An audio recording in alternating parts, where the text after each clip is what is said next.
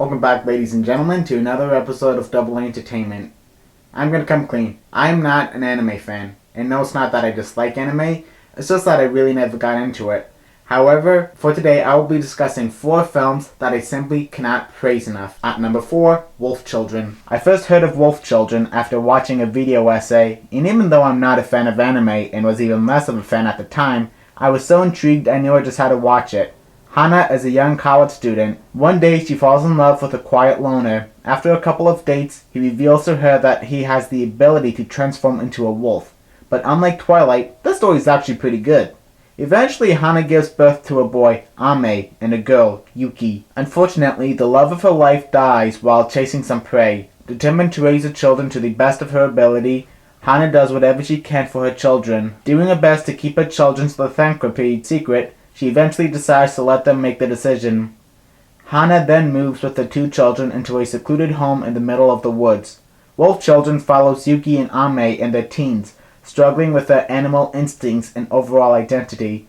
Wolf Children certainly wasn't the first anime film I ever saw, but it did force me to pull my head out of my ass and actually appreciate it more. At number 3, Perfect Blue.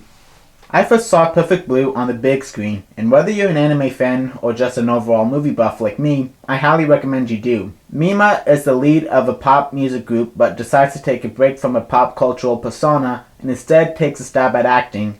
Amidst her outraged fans, there's one individual in particular who is having none of it. A man stalks Mima to the point of sending her letter bombs and even straight up murders anybody involved with altering her persona to a more sexual doppelganger. However, Perfect Blue goes above and beyond the material in the manga, which primarily focuses on the stalker and offers the audience a deep look into the troubled mind of a celebrity who's constantly in the spotlight, losing their own identity, especially when she's stripped of her girlish innocence, one scene in which disturbingly yet perfectly captures it. Perfect Blue is an amazing film with an even more amazing soundtrack. At number 2, Grave of the Fireflies. I first saw this masterpiece the fall after I graduated from high school. Fathom Events was holding a Studio Ghibli festival, and even though I wasn't the biggest anime fan, I did hear many positive reviews, most notably from Roger Ebert. I had no idea what I was in for, but within literally the first 5 to 10 minutes, I caught myself uncontrollably sobbing, and I mean hysterically sobbing. I never cry in real life, let alone for a film, but Grave of the Fireflies hit me like a fucking Mack truck, and it even got to the point that I would have to leave the theater because my crying would get so intense I would start shaking uncontrollably. Also, my nose would run like a faucet. In World War II, 2 children, Seita and his younger sister Setsuko, are practically orphaned when the father is serving in the Japanese Navy and the mother is killed by a bomb. Without the parents, they are forced to live with their ruthless aunt who does nothing but shame them and yell at them. Having none of it, Seita decides to run away from home with his baby sister Setsuko in hopes of living in the wilderness. Grave of the Fireflies is an absolute masterpiece and won't leave a dry eye in the house. At number 1, Cat Soup. I would like to take this opportunity and give a shout out to one of my absolute favorite YouTubers, Spooky Race, who discussed this film in one of his disturbing breakdowns. However, as good of a job as he did explaining the film and even going into the history of its making, I highly recommend you watch the short film in its entirety. Cat Soup is a hauntingly, emotionally raw, yet enchanting tale of a brother and sister cat exploring the afterlife. The film first introduces us to Nyako, the younger brother, playing in a bathtub, falling in headfirst and drowning.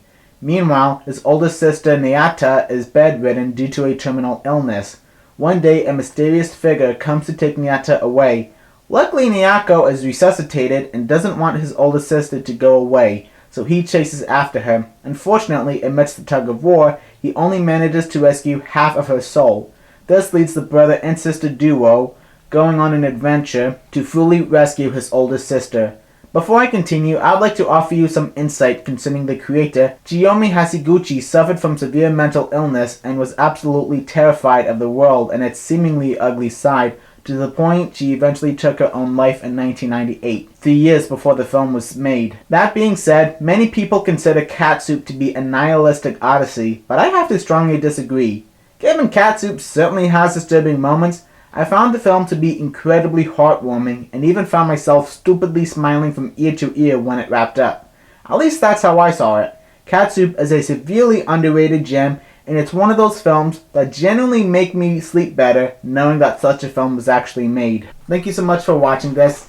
And usually I would ask you what your favorite blah blah blah movie is, but for today I just really want to know what you think of any of these 4 films in the comment section down below.